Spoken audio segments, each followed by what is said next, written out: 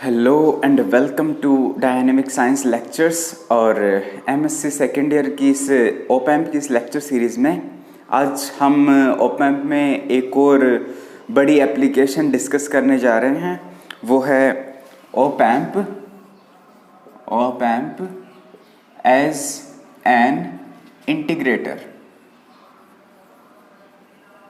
ठीक है, जब हमने ये चैप्टर कह सकते हैं या फिर ये यूनिट जब शुरू की थी तब हमने बताया था जो ओपैम्प है, ऑपरेशनल एम्पलीफायर है, वो डिफरेंट टाइप के मैथमेटिकल ऑपरेशंस परफॉर्म कर सकता है। ठीक है, तो जिनमें हमने समेशन कह सकते हो, एडिशन या फिर एक सब्ट्रैक्शन और एक एवरेज, ये हमने ऑलरेडी डिस्कस कर लिए हैं। ठीक है, हमने देख लिए कि ये ओपैम्प ये किस तरह से परफॉर्म कर सकता है। अब हम आगे बढ़ते हैं और नए एप्लीकेशन के बारे में जानते हैं, जो एक तो है इंटीग्रेटर और एक है डिफरेंशिएटर। ठीक है, एक टाइप की मैथमेटिकल ऑपरेशन है और ये ओपैम्प परफॉर्म कर सकता है। कैसे करेगा वो हम देखेंगे। ठीक है, इंटीग्रेटर आज देख लेते हैं, डिफरेंशिएटर कल देख लेंगे। ठीक है, तो देखो भाई, एज ए इंटीग्रेटर कैसे काम करेगा। काम वही करेंगे, एक ओपैम्प लेंगे। ठीक है, ये इन्वर्टिंग टर्मिनल, ये नॉन इन्वर्टिंग, यहाँ से वी आउटपुट। ठीक है, ये एक नेगेटिव फीडबैक ओपैम्प ही है। ठीक है, जिसमें जो आपका ये जो पॉजिटिव टर्मिनल है ये तो ग्राउंडेड है और उसके अलावा ये है आपका रेजिस्टेंस R। ठीक है, और यहाँ पर हम देंगे इनपुट सप्लाई। ठीक है, V इन।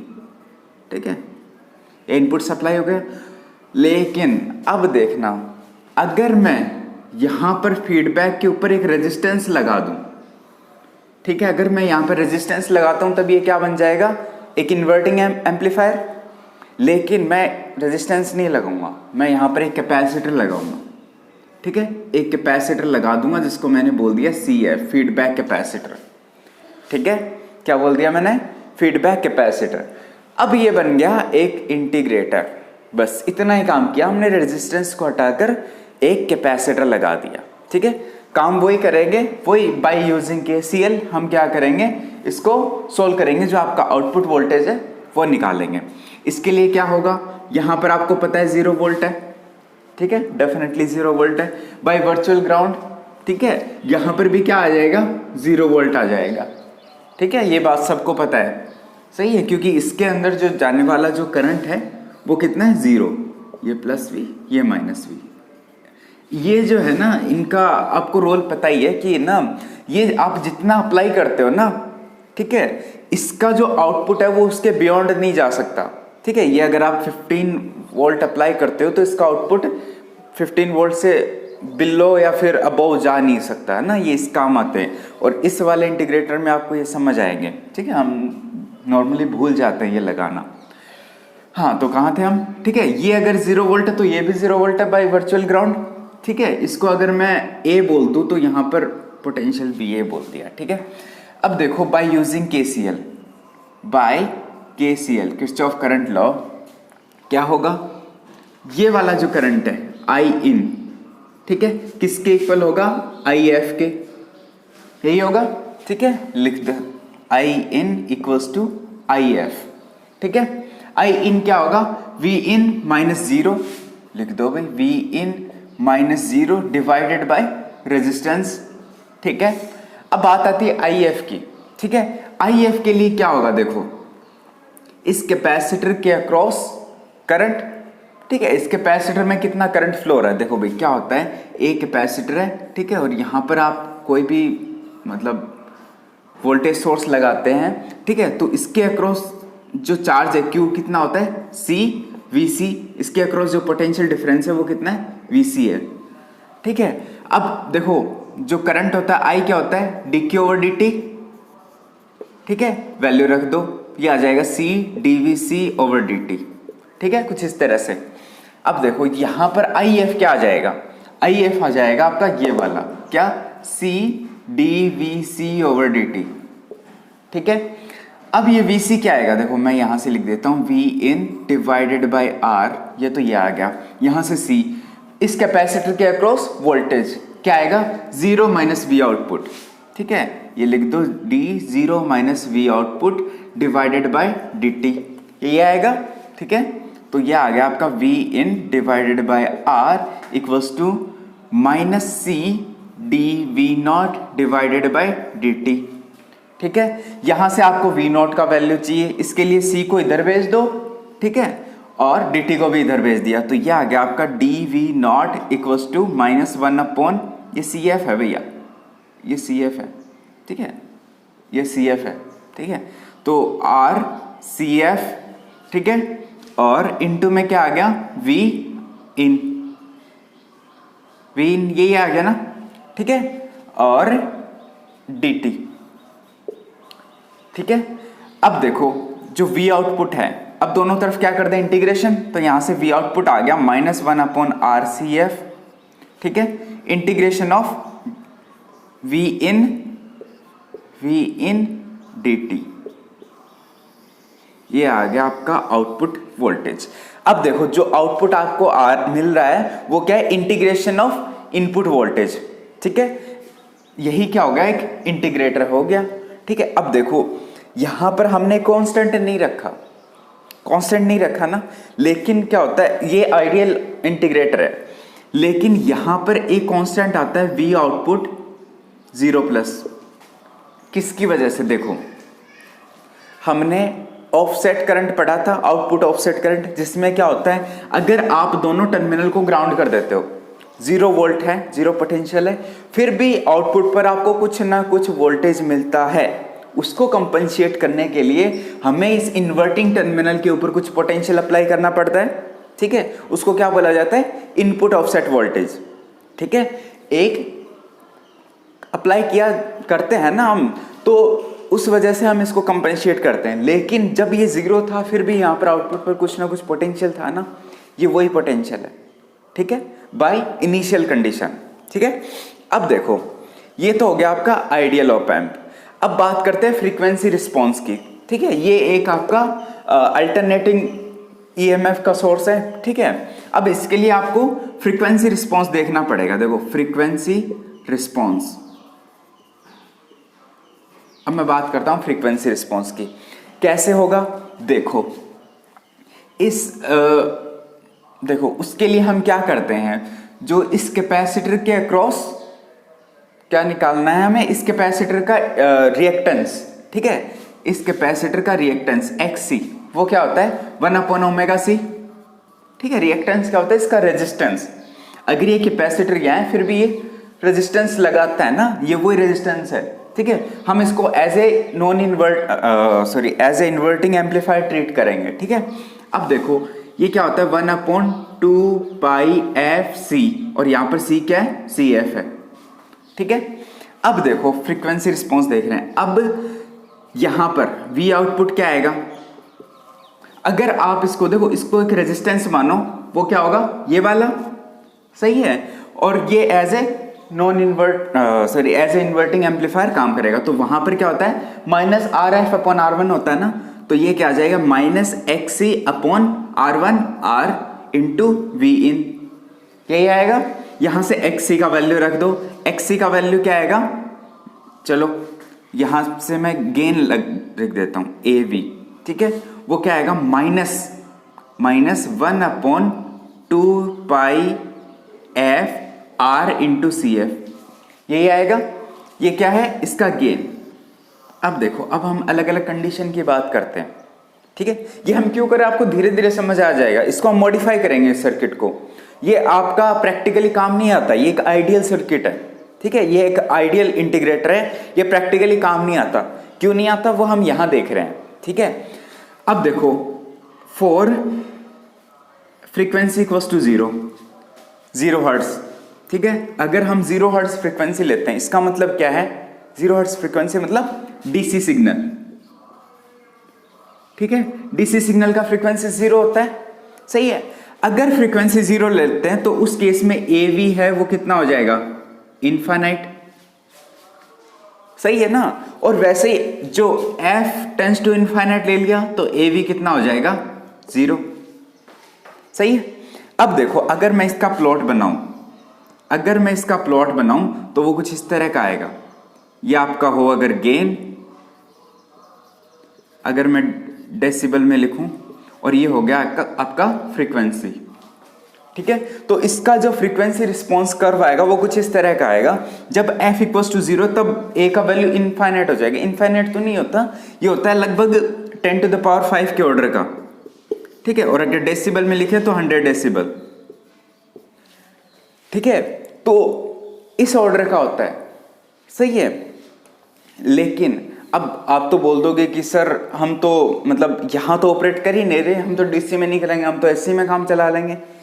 क्या है कि अगर मान लो आप यहां पर अगर अप्लाई करते हो, मतलब इस फ्रीक्वेंसी पर f कुछ भी f डिजायर्ड, ठीक है, इस फ्रीक्वेंसी के ऊपर आप इसको ऑपरेट करना चाहते हो। ठीक है, अब क्या होता है, इस आउटपुट पर कुछ आउटपुट ऑफसेट करंट होगा। प्रैक्टिकल की बात कर रहे हैं, आइडियल की बात नहीं कर रहे। क्या होता है, इसके ऊपर कुछ वोल्टेज होगा आउटपुट पर, क्या बोलते हैं उसको, आउटपुट ऑफसेट वोल्टेज। अब देखो उसको कंपनसेट करने के लिए यहाँ पर हम input offset current input offset voltage देंगे इस इन्वर्टिंग के ऊपर, इसके साथ ही वो किस में होगा, of the order of milli volt. ठीक है, of the order of milli volt. अब अगर गेन है AV है, वो आपका कितना है, 10 टू द पावर 5 इसके ऑर्डर का है। ठीक है, अगर ये इसके ऑर्डर का है तो जो V आउटपुट में है वो लगभग आपको 100 वोल्ट ये मिलेगा, सही है ना, 100 वोल्ट के ऑर्डर का मिलेगा। अब देखो यहां पर जो प्लस V और माइनस V जो हम अप्लाई कर रहे हैं, प्लस माइनस V है, वो लगभग होता है 15 वोल्ट, 30 वोल्ट लगभग इतना अप्लाई करते हैं। आप इतना अप्लाई नहीं कर सकते। ठीक है, इसका मतलब क्या है, ये जो सिग्नल है वो क्या हो जाएगा, सैचुरेट हो जाएगा। सही है ना। अगर मैं इनका आउटपुट लिखूं, देखो ये तो हो गया ना,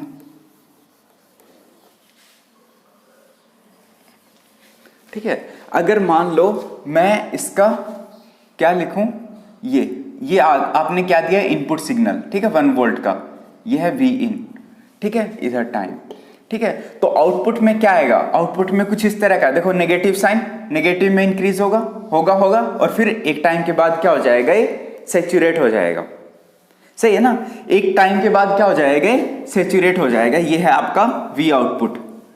ठीक है, और ये किसके ऊपर डिपेंड करेगा, ये वाला वैल्यू डिपेंड करेगा R एंड CF के ऊपर। सही है, R एंड CF आप कितना लेते हो उसके ऊपर डिपेंड करेगा कि कहां पर आकर ये सैचुरेट होगा। लेकिन बात इतनी सी है, ये सैचुरेट डेफिनेटली होगा। क्यों, क्योंकि हमने यहां से देख लिया। सही है ना। अगर आप जो इनपुट ऑफसेट वोल्टेज है वो अगर आप थोड़ा सा भी लगाते हो, मिली वोल्ट के ऑर्डर का लगाते हो, तो आउटपुट पर आपको ऑलरेडी 100 वोल्ट मिल रहा है, जो क्या हो जाएगा, सैचुरेट हो जाएगा। सही है ना। अब देखो इस प्रॉब्लम को अवॉइड करने के लिए हम इसको मॉडिफाई करते हैं। ठीक है, इस प्रॉब्लम को अवॉइड करने के लिए हम इसको मॉडिफाई करते हैं। लेकिन पहले मैं आपको कुछ वेव्स बता देता हूँ। जैसे एक तो आपने इनपुट ये दिया, आउटपुट पर ये मिल गया, और दूसरा अगर आप इनपुट पर यहाँ पर अगर साइनोसॉइडल सिग्नल देते हो, ठीक है, ये V इन है, तो V आउटपुट पर आपको मिलता है कोसाइन सिग्नल। ठीक है, कुछ इस तरह का। और वैसे अगर मैं बात करूं, अगर आप यहां पर कोई स्क्वायर वेव देते हो, ठीक है, तो आउटपुट पर आपको मिलता है ट्रायंगुलर वेव, कुछ इस तरह का। ठीक है, ये है V आउटपुट। इसका जो एम्पलीट्यूड है, ठीक है, वो एम्पलीट्यूड भी R एंड CF के ऊपर डिपेंड करता है। ठीक है, इतनी बात हुई। अब देखो, अब हम क्या करते हैं, इसको हम मॉडिफाई करेंगे। मॉडिफाई कैसे करेंगे, ध्यान देना, यहाँ पर ज़्यादा कुछ नहीं करेंगे हम, बस कुछ ही करेंगे इसके ऊपर। देखो इसके ऊपर देखो, ये जो आपका फीडबैक कैपेसिटर है, इसके पैरेलल में एक रेजिस्टेंस लगा देते हैं, बस इतना ही काम करना है। इस रेजिस्टेंस को मैंने बोल दिया RCF, फीडबैक रेजिस्टेंस RCF। ठीक है, इस कैपेसिटर के पैरेलल में मैंने एक फीडबैक रेजिस्टेंस लगा दिया। ठीक है, अब देखो, अब हम बात करते हैं कि क्या हमारी प्रॉब्लम सॉल्व हो गई। देखो क्या होता है कि आप लैब में जो भी आप इंटीग्रेटर देखोगे ना, वहां पर ऐसा होता है ठीक है, वहां पर ये जो फीडबैक रजिस्टर है वो पैरेलल में लगाया जाता है। इसके अलावा यहाँ पर एक और रजिस्टर भी लगाया जाता है, ठीक है, उसको बोलते हैं, मतलब वो क्या करता है, जो ऑफसेट करंट है ना उसको कंपनसेट करता है यहाँ पर जो रेजिस्टेंस लगाते हैं, ठीक है, वो बाद की बात है। अब देखो यहाँ पर क्या है, जो हमने रेजिस्टेंस लगाया, ठीक है, इसके बाद क्या होगा, इसके बाद देखो काम तो वही रहेगा, सारा सीन वही रहेगा, लेकिन फर्क किस में आ जाएगा, फर्क आ जाएगा at F equals to 0 hertz, ठीक है। जब फ्रीक्वेंसी 0 हर्ट्ज है तब उस केस में क्या है, ये जो कैपेसिटर है वो क्या है आपका एज ए ओपन लूप काम कर रहा है, ठीक है, ओपन लूप ही तो काम कर रहा है, मतलब ये डीसी को तो पास होने ही नहीं दे रहा। देखो 0 हर्ट्ज फ्रीक्वेंसी क्या है, डीसी फ्रीक्वेंसी, डीसी आपका वेव है, ठीक है, कैपेसिटर डीसी को पास नहीं होने देता ना, इसका मतलब एज ए ओपन लूप काम कर रहा है ये, ठीक है, सर्किट ओपन है। उस केस में ये जो आपका इंटीग्रेटर है वो किस तरह से काम करेगा, एज ए इन्वर्टिंग एम्पलीफायर करेगा ना, एज ए इन्वर्टिंग एम्पलीफायर ही काम करेगा। ये कुछ इस तरह का बन जाएगा, देखो ये कुछ इस तरह का बन जाएगा, देखो ये है आपका रेजिस्टेंस, ठीक है, और ये कैपेसिटर क्या करेगा, एज ए ओपन सर्किट काम करेगा, ठीक है। यहां पर ये रेजिस्टेंस लगा है, यहां पर वी इन है और यहां पर ये ग्राउंडेड है, बस इस तरह से काम करेगा, ठीक है। तो उस केस में जो आपका गेन है AV, ठीक है, वो क्या होता है माइनस RF अपॉन R1, तो इस केस में क्या आएगा माइनस RF अपॉन R, यही आ जाएगा, सही है। अब देखो, अब आपका ये जो फ्रीक्वेंसी रिस्पॉन्स है वो किस तरह का हो जाता है, देखो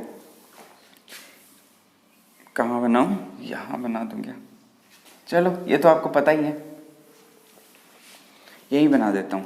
तो जो फ्रीक्वेंसी रिस्पॉन्स है, फ्रीक्वेंसी रिस्पॉन्स वो किस तरह का हो जाएगा, देखो आइडियल का क्या था, कुछ इस तरह का, यही था। प्रैक्टिकल का जब हमने रेजिस्टेंस लगा दिया तब वो किस तरह का रहेगा, ये तो होगा कांस्टेंट और फिर उसके बाद डिक्रीज हो जाएगा, ठीक है। ये है फ्रीक्वेंसी और ये है गेन AV, सही है।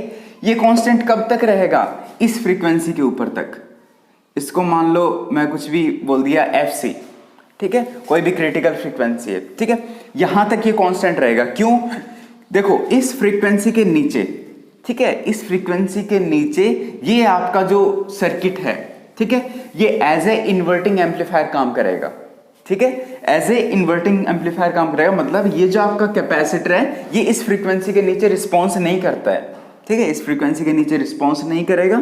तो उस केस में इसका गेन क्या होगा, सिंपली यही RF अपॉन R1, यही होगा RF अपॉन R। उसके बाद ये जो गेन है वो वाला गेन होगा, सही है। उसके बाद आपका जो उस फ्रीक्वेंसी के लिए कैपेसिटर क्या आ जाता है, एक्शन में आ जाता है, ठीक है, इतनी बात हुई, यस, ठीक है। और इसको बोलते हैं F0, 0 dB फ्रीक्वेंसी, ठीक है, F0। अब बात है इस FC, ये FC कैसे निकालेंगे, FC का सीधा सा फॉर्मूला है 1/2 पाई RFC CF, ये होता है FC का फॉर्मूला, ठीक है, क्या होता है 2 पाई RF इंटू CF, ठीक है। और वैसे ये जो आपका F0 है, ठीक है, इसका फॉर्मूला होता है 1/2 पाई R इंटू CF, बस, ठीक है, ये इसका फॉर्मूला होता है भाई, ये